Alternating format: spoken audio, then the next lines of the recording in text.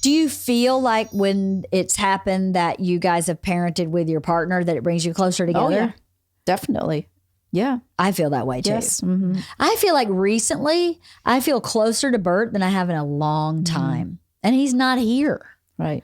But because we're united on a lot of stuff, I feel like it's true. Because if you're not, then you bicker around it and you're like, oh, okay, this is not. And then I get mad at him.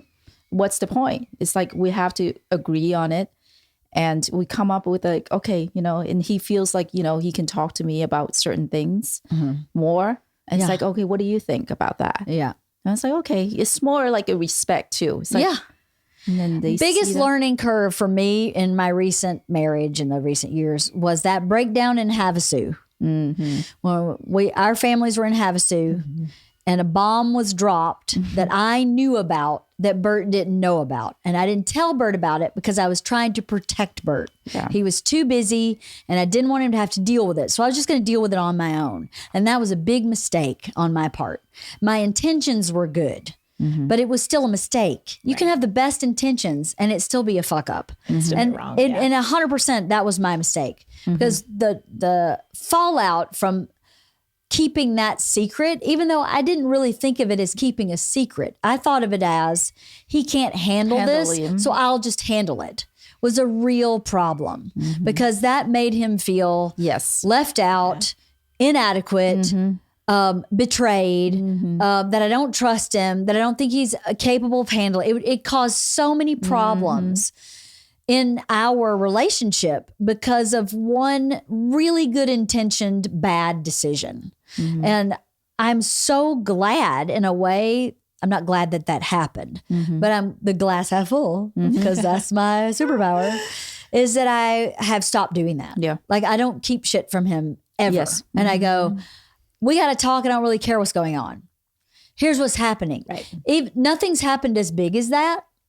But even with the stuff you and I were dealing with last week, I said, you need to stop down and I need to tell you what's happening. Right. Here's what's happening. You don't really need to do anything, but I need you to know what's happening. Know. Yeah. Yes. And I spent a lot of years protecting him from the bullshit of parenting because he is more emotional, more reactive, more intense, not always the savviest at handling things. And so, and he's so busy that I just feel bad to lay some things at his feet.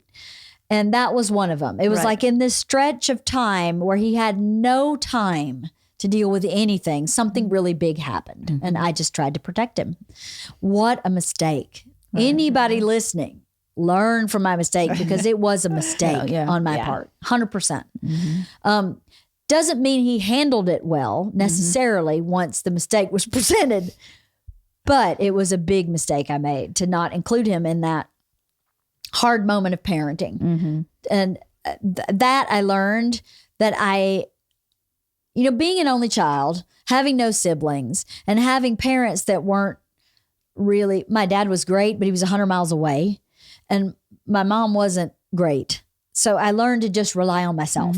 That's the way I survived, was you don't rely on anybody. So that moment made me go, I am not in this alone. I am in this marriage with a partner and I'm in this parenting relationship with a partner.